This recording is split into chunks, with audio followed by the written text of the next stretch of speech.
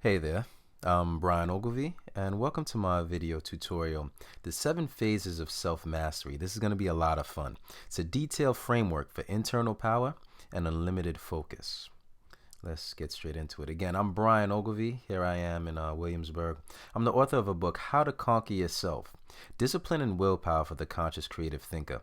And the 7 Phases of Self-Mastery is really the framework for that book. It's on Amazon now. Hopefully you'll be inspired to check it out. Hopefully the content here will convince you that it's, worth a look. Also, I blog at Today's Transcendence, which you can find at dotheknowledge.com/transcend. So let's go ahead and get started. This is going to be very dense, so you might want to get a pen and paper out. So we're going to go fast. We're going to go hard. We're going to drive into it. The 7 phases of self-mastery, again, are 1. Overcoming procrastination. 2. Attaining discipline. 3. Building motivation. 4. Raising productivity. 5. Developing systems. 6. Cultivating willpower. And 7. Mastering the 2 frontiers. And this is essentially the table of contents for the book. Mastering the 2 frontiers is the only difference. It comes first, but since that's a new concept, since that's a little different, we'll explain that last here. Let's go ahead and get started. First, overcoming procrastination. The central idea with this chapter is that we procrastinate when we confuse our performance with our identity. We procrastinate when we confuse what we're able to do or accomplish with what our personal value or our intrinsic worth is as a human being. So we all have fears, right? We have a fear of failure. We're afraid that we might do terribly if we perform bad. We have a fear of success. We are afraid that even if we succeed, that'll bring on new responsibilities, and then we'll fail because of that. We have a fear of rejection. We have a fear of embarrassment. We have a fear of criticism. So we have all these fears, right? But the other half to that equation is that we tend to judge ourselves by our performance. And when we do that, we make a false association that our goals become a source of pressure and anxiety rather than opportunities for self-expression. All right. So the idea here is to stop making identity meaning out of external events. Like if you're looking to be a writer, if you're looking to be an actress, a model, a DJ, stand-up comedian, particularly anything that requires exposure or anything that requires you to do or be what you aren't currently, even more advanced levels of your career or profession now. Remember, even if you do bad, you're not going to be exiled. All right. You might not get as many sales as you want to. You might not get as many gigs. People might not respond initially, but don't inflate that. Don't take that to mean anything more than what it does. So again, we procrastinate when we confuse our performance with our identity. Procrastination is really a coping mechanism in response to anxiety, which your goals tend to represent if you feel like if your reputation is on the line, if you feel like your self-esteem or personal worth is on the line. You have to free that energy up. So again, procrastination, like people don't procrastinate because they're lazy or careless or irrational, but because it helps them cope with the anxiety their goals tend to represent, because they subconsciously feel like it's a threat to their survival. For more on this, see The Now Habit by Neil Fiore. It's a great book. The Now Habit by Neil Fiore, strategic program for overcoming procrastination and enjoying guilt-free play. That's where most of these ideas come from. Secondly, attaining discipline. The central idea here is that we're most disciplined when we aim to master a skill, not simply collect a reward. And you see the 2 martial artists here. The idea is to treat your craft or your profession as a martial art itself, rather than be in line with the trend of Western society or with consumerism as a whole, which is to seek things only for material rewards, seek things only for the benefits they'll provide. If you seek to become a master, if you seek to become proficient or become an expert at what you do, if you're in love with your craft and you're fixated on becoming skilled at it, you'll be persistent, you'll be dedicated, you'll be motivated, you'll be committed as a natural offset to that fixation. So in the same way, I use the example a lot of relationships. In my personal life, my best relationships were with women I respected as people, as individuals, and that I wanted to get to know on a personal level. Not with women that I just wanted for sex or for social status because she was popular in school. Your goals are similar to that. The goals you'll be disciplined for are the ones you want to master for sake of the craft itself. For nature of the task, they revolve around by and of themselves. Not because you'll get a lot of money, not because you'll gain prestige or social status, etc. So fall in love with your craft. Also in this chapter, we talk about being disciplined in an anti-discipline world. What I mean is that if you think about consumerism, materialism, Western society as a whole, the world you live in, the trend of the society you live in, by nature of itself, is kind of guiding you away from being disciplined, because a disciplined person is not a good consumer. Disciplined person is not a good sheep, and they're not a good follower. All right. See the book Mastery by George Leonard for more on this. The keys to success and long-term fulfillment. George Leonard was an Aikido master who then took the principles or ideas of Aikido and translated them into success in the general frame of mind, in the general sense. Again, the idea is to have a bit of a Eastern perspective rather than a Western one, and you'll attain discipline as a natural offset to being fixated on mastery. Third, build motivation. How to build motivation. The central idea here is that motivation is built internally from one sense of identity, and that you can never derive it from an external source. What I mean here is that most people confuse true motivation with being inspired or being encouraged, which is short-term. Real long-term motivation stems from one's character, from one's sense of identity, from one's sense of internal strength. The chapter here talks a lot about, or it begins with the idea that 75% of motivation is non-motivational. In other words, just as 75% of communication is non-verbal, most communication is not in your body language. Most communication is not in the words. Rather, it's in your body language, it's in the context, the situation you say it in, and your tone of voice. Similarly, most motivation is not in the things we do to get motivated per se. It's in our beliefs, in our subconscious limitations or our subconscious sense of empowerment, in our perspective towards the world, and the way we see ourselves within that relationship or that position. For more on this, see Ayn Rand's body of work. Ayn Rand is mostly known for Atlas Shrugged, but before that she wrote The Fountainhead, which I think kind of hits on the point more directly. It kind of leaves a little bit of the politics out and gets more direct to the point about self-empowerment, self-motivation, and true motivation being inside oneself. Also, she wrote a couple of cool plays that never get any credit, that never get any bump. Ideal was one of them, and also The Night of January 16th. There's a book called Three Plays, I think, by Ayn Rand, and those are all short reads. They're sort of like an Ayn Rand reader that give you a purview of her philosophy that you can then apply to your own life. Moving on. Raise productivity. The idea here is that we're productive when we're focused, clear, and concentration-oriented. Productivity is a natural outgrowth of focus, clarity, and concentration. We tend to think of productivity as time management, as having these tools, as of being like forced or compelled to work more efficiently. But the reality is, if you eliminate distraction, if you stop multitasking, if you stop allowing yourself to be interrupted, you'll be more productive as a natural outgrowth of that more concentration-oriented work style.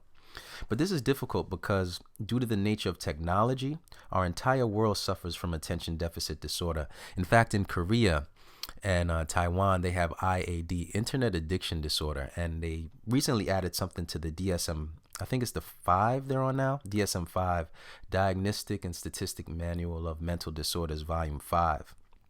All right, we're so inundated with technology, with status updates, notifications, Skype video calls coming in, FaceTime video calls coming in. People are stopping by. Our phones are constantly ringing, and we rarely ever learn to shut off the distractions so that we can have a clear session of work. Or also in your personal relationships. Generally speaking, personal relationships tend to thrive when we have long sessions of uninterrupted time. So the idea with productivity is to mitigate technology so that you learn to focus and concentrate as a natural offset to that uninterrupted work session or work style. See the book Simpleology by Mark Joyner for more. He also has a pretty cool website. Simpleology is the simple science of getting things done. All right. Developing systems. Next chapter in the book. You can't enhance an activity you don't statistically gauge or systematically understand. The tendency for a lot of creative types is to think that their creative strength comes from being free-formed, from being undefined, and from being liberal towards their craft so that they're free to do whatever. But the reality is that takes a lot of energy, and that takes a lot of willpower. It takes a lot out of you. It taxes you a lot to constantly be thinking of what you have to do, what you're going to do, how you're going to respond to specific situations. The more systematic or structured you are, the more you free that creative energy up to be creative within that system or to be productive within that system. All right, so think of systems as a skeletal structure. In the same way, your nervous system, your respiratory system, your liver, your lungs, your organs, they're all powerful in and of themselves, but they need a skeletal structure to give them fluidity of movement, to give them organization. Your body or your body of work is an organization in the same way. And the more you have systems, as well as statistical feedback, as well as quantitative data to measure your results, the more proficient and the more efficient you'll become over time. For more on this, see the visual display of quantitative information by Edward Tufte. The visual display of quantitative information, which was a revolutionary breakthrough in that regard. And lastly, the 7th chapter of the book, the 6th principle here, cultivate willpower. How do you cultivate willpower? By understanding that it's an energetic response found in the body and mind, not a virtue to be found in one's character. All right? So the idea here is to think of willpower sort of like the vitality gauge in a round of Street Fighter. Most people think of willpower as a superhero they can call on at will, as like a Hercules or a Greek god that they can become simply by a sense of conviction, to beckon to do whatever they need to do simply because they call it to be or because they want it to be. When the reality is the different things you go through throughout the day, the different decisions you have to make, the different challenges that come up, the different things you eat, the ability to take frequent breaks or your lack of breaks, all of these are taxing on an energy source, which is the same energy source you need to make decisions. In order to, because you think about it, the word will, it means to make a decision, to make a conscientious choice as to what you're going to do. But the key to this is to see it as an energy gauge that applies to all phases of activity. So the same energy you use to have an argument with someone, or you use to go through some, like, let's say, debilitating financial choice, is the same energy you'll need to have a creative session later in the day, or to make an important decision in regards to your long-term well-being, or to set up a new habit throughout the day. The idea is that you're always using willpower for everything you do. So you have to be very structured, and you have to be very frugal and strategic about how you use that willpower throughout the time, because you restore it by eating healthy, by eating a lot of what they call low glycemic foods, and also by rest, by taking frequent breaks. So try to make important decisions early in the day, and as we talked about in the last section, try to set up routines or try to set up systems so that you're not having to think. You don't have to think through every choice or react to the day haphazardly. You cultivate willpower by safeguarding it, by procuring it, if that makes sense. See the book The Willpower Instinct by Kelly McGonigal.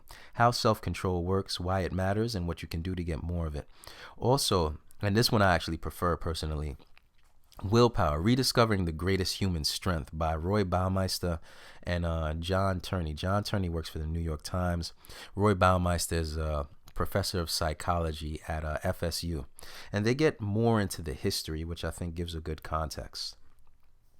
Next, remember, the first chapter in the book is Master the Two Frontiers, how to conquer the two frontiers. What I mean by that is conquering yourself has an internal and an external aspect to it.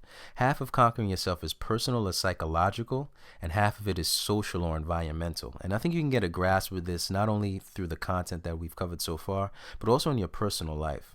On the internal half, you have to remember that willpower is an indirect game. What I mean by that is that what you have to do to cultivate willpower is not as direct and straightforward as most people presume it to be. It's usually subtle or counterintuitive. So if you think about what we talked about when we said, willpower is an energy game, or procrastination is really a self-esteem issue, or motivation is really an issue of identity or self-empowerment, the things you have to do to cultivate willpower are really subtle. They're not as obvious as most people assume them to be. And the more you try to force or compel willpower out of yourself, the more likely you'll feel guilty and you'll get into this trip of judging yourself for not having it, rather than understanding the subtle dynamics and the real science that underlies it. Secondly, on the external front, there's a subtle conspiracy against self-discipline. That's a fancy way of saying that society itself is engineered in ways to rob you of the willpower that you're able to develop or cultivate within yourself. So on one hand, it's difficult to develop because it's so subtle, but then on the other hand, society as a whole operates in ways which are antagonistic to it. All right, so there are two frontiers to conquer yourself. And when you understand that willpower is an indirect game, when you internalize this into your psyche, and when you also understand that there's a subtle conspiracy against self-discipline, when you also develop systems or develop a lifestyle to counter-prevent what civilization is gearing you towards, you become much more powerful in this regard or in this ambition. For the internal front, see Carl Sagan's The Dragons of Eden, speculations on the evolution of human intelligence, which gets into the triune brain, how your brain really evolved in 3 different phases, and how the different conflicts, the different internal blockages you have in regards to cultivating willpower are really different aspects of your mind in conflict with one another. Because the mind is very evolved, it's very developed, but the different phases of it, the logical mind and the neocortex, the emotional mind in the limbic system or the amygdala, and the physical mind in the reptilian brain and the basal ganglia, they don't communicate well with one another. And so whereas your goals reside in your neocortex, your goals are based on the future, with you logically thinking, I should eat these things to be healthy in the future. I should save this money to be financially secure in the future. I should work on this creative goal to have freedom in the future. The emotional wiring, which is based on the past, your limbic system, the chemicals in your amygdala, they regulate memory and they regulate emotional bonding, as well as your reptilian brain, the things that happen when you have like road rage or a sense of territoriality, a need for power, a need to, a need to procreate, right? Your sexual drives, etc. These things conflict with one another. So the fears and reservations you have about your goals reside in more primitive aspects of your evolutionary past.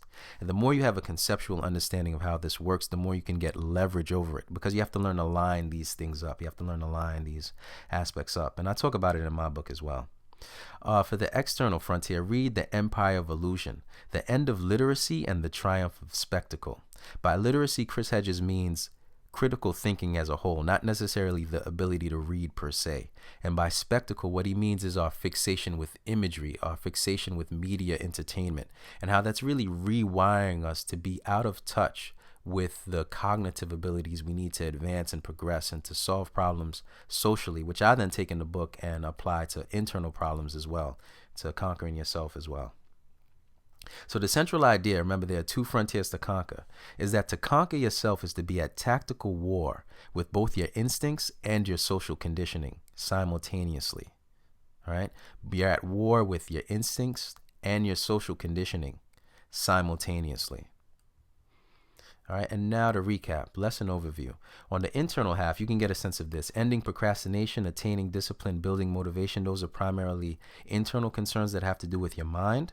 And then developing systems, raising productivity, cultivating willpower, those are the more practical external concerns that have to do with your behavioral habits or your work style.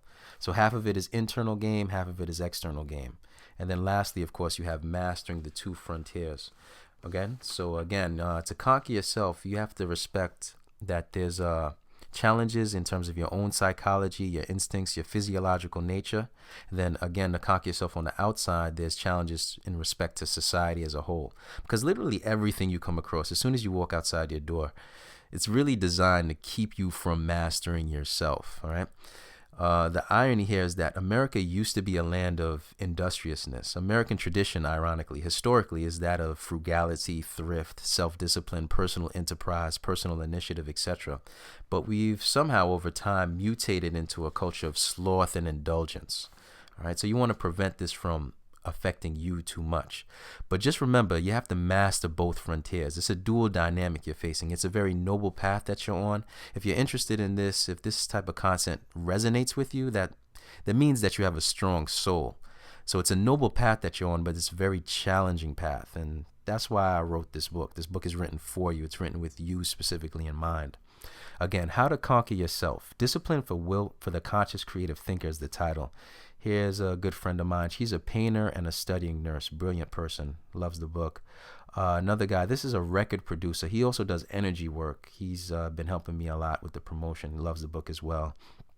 And this is a stand-up comedian who actually lives in Japan. She'll be here in the States soon. You'll be hearing a lot from her. Her name is Kaori Takamura. So it's been getting a really good response so far. I get straight into the material. I get straight into the science, as you can see. And it's strongly needed, I feel, especially for creative types, for artistic types, looking to translate their artistic ambitions or their talents and skills into a profession for themselves. So it's available on Amazon. Also, autographed copies are available through PayPal. Both links are in the video description. I prefer if you order through PayPal. I autograph it for you and it'll come to you faster because I'll go straight to the post office priority mail. But also it keeps those greedy Amazon execs from taking half of the revenue from the entire operation. So I prefer you use the PayPal link, but both links are in the description, whichever is comfortable for you. And again, contact me, Brian, Bryan, at dotheknowledge.com for more. Oh, and lastly, we have a quote. It is better to conquer yourself than to win 1,000 battles. Then the victory is yours. It cannot be taken from you, not by demons or angels, nor from heaven or hell. And that's by Buddha. Thanks again for checking this out. Take care, conquer yourself, and have a great day.